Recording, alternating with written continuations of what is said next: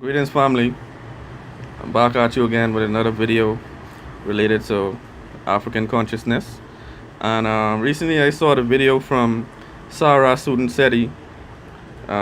He was expounding on various ideas related to the Nation of Islam and the way in which institutionalized religion has impacted our retention of African culture and African values. Now, I found it particularly interesting to hear the way he described some of the philosophy of Islam. Now, I'm told that this is also true of the black Hebrews in America.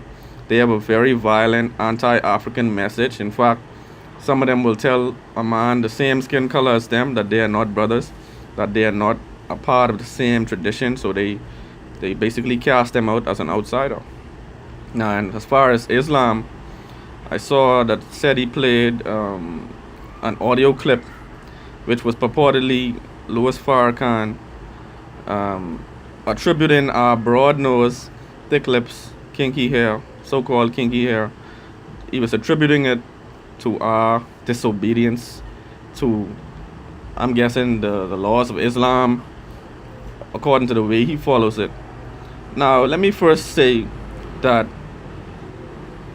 I don't know if they realize it, but it looks so ridiculous for black people to dress up in bow ties and a three-piece suit, basically, and comb their hair, cut their hair, and think that this is what makes African people civilized, or this is the way that we should present ourselves. Okay, this was a criticism. Now, Marcus Garvey also received the same criticism from factions of black consciousness or the black conscious community, because it was very rare that you would see Marcus Garvey or his acolytes dressed in African dress. They were usually in a three-piece suit in the European style, in the European design.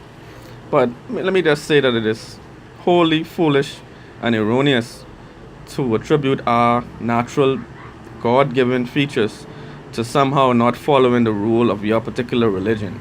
That's completely racist, self-hating, and idiotic to even think that you could attribute our natural features to somehow being unacceptable and the result of us being disobedient to a particular religious credo or code of conduct. That's completely ridiculous. Institutionalized religion, I can agree with General Seti that institutional religion was used precisely to break down our confidence in African spirituality, culture, even the language that we spoke. It was used to denigrate us and make us feel self conscious when we actually just representing what is instinctive and what is natural to us. And so I can also say that in the Bahamas, in the black community in the Bahamas, we faced this same evil in that the churches of the day, in my grandmother's generation in the Bahamas, the churches always depicted African culture as evil. In fact, we had a ring play game that people used to play, and in the ring play game, people actually used to be reciting African terminologies and African songs and phrases. But because of the assaults of the church, this beautiful activity was destroyed, and now it's only on the playgrounds of primary schools and younger children who still actually preserving the tradition of ring play. And back in the day, there used to be adults standing in a circle reciting their various ring play songs, playing a ring play game. But the church cast a negative label on it, being evil and devil worship, and slowly but surely, even the words of the ring play changed to just childish terminologies and childish phrases. But apparently, there used to be a time when adults would gather and preserve the tradition and always continue to speak the words of our ancestors to keep them ingrained in their mind. That was the closest thing we had to an oral tradition that was preserved in the Bahamas.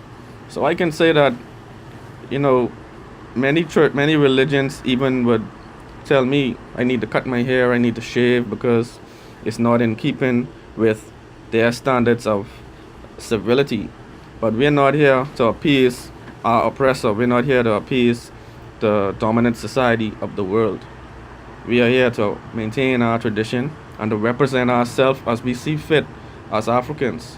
So we can't allow a person to make us feel self conscious about African expression, about our facial features, our skin color, our hair, you know. But until next time,